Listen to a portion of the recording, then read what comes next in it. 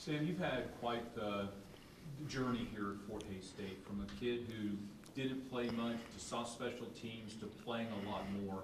Talk about the process that you went through, maybe mentally as much as anything, to get yourself to this point.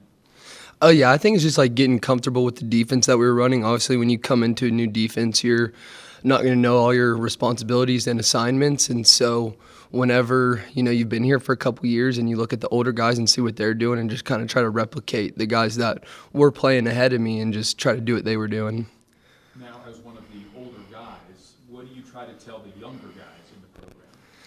Just listen to Coach Brown. I mean, he was an All-American for several years. He knows what he's talking about. He's done it before.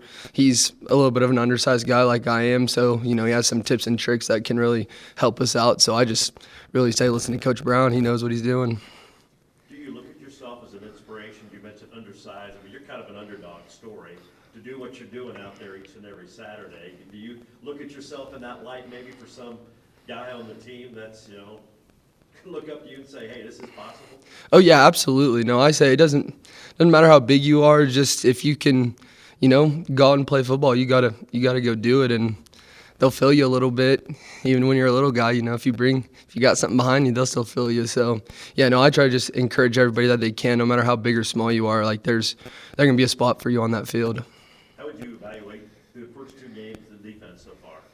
I think we've played pretty well. We've still had some miscommunications and some busts and stuff and haven't been perfect, but I think we've played well. Obviously, we're not close to our ceiling at all, and so obviously it's kind of good that we've only played 2 games and we're not at our ceiling yet, but, we still got to work hard at practice and, execute during practice, because if you execute during practice, then you're going to execute on Saturday.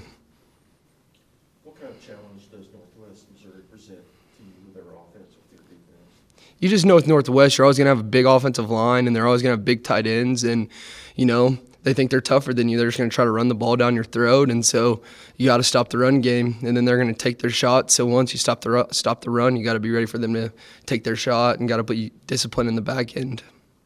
They're 0-2. Does that change anything when you get ready to play them? Not at all. Not at all. I mean, they're still Northwest, still one of our biggest rivals. I know even though we beat them last year, but, that's last year. We're trying to be 3-0, and they're just one more step in the way. Do you approach games any differently this season than maybe you have in the past? I wouldn't necessarily say different. I'm kind of a superstitious guy, so I kind of have my set routine, and I do the same things over and over and over, so that when that game does come, I'm comfortable, and I'm like, I've done everything that I've always done, and I can just relax and go out there and just play the game. You say you're a superstitious guy with a set routine. After a loss, do you change your routine, your superstition? I don't. I rock with it. I just gotta stay with it.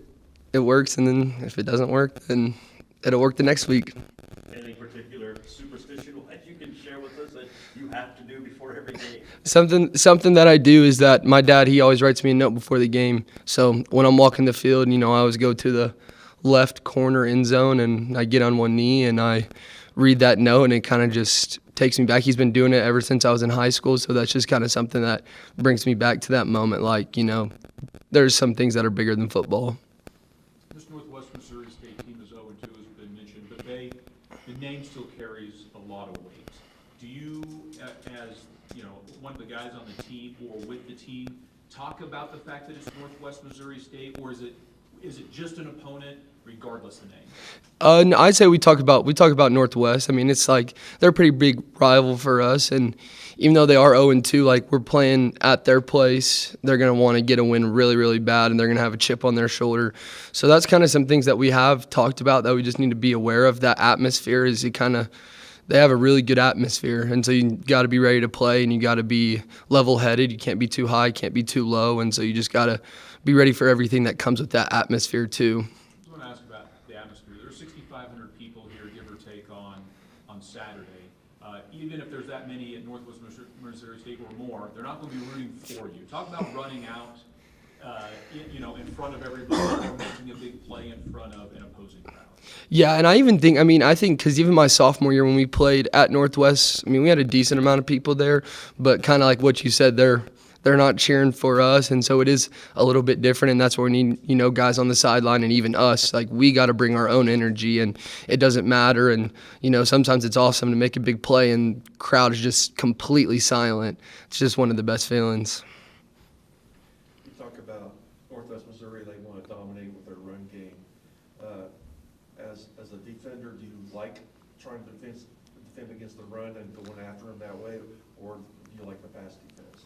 I mean, either or. It doesn't really matter because, there's just some teams in our conference where they're going to be 5 wide trying to throw the ball 50, 60 times a game, which that's just not what Northwest is known for, and they're just known to – they want to establish the run game, and they want to control the clock, and they want to play defensive football. And so, I mean, it's just one of those things where week to week you're just going to have to change what you're going to have to stop and what offenses are going to want to do to your defense.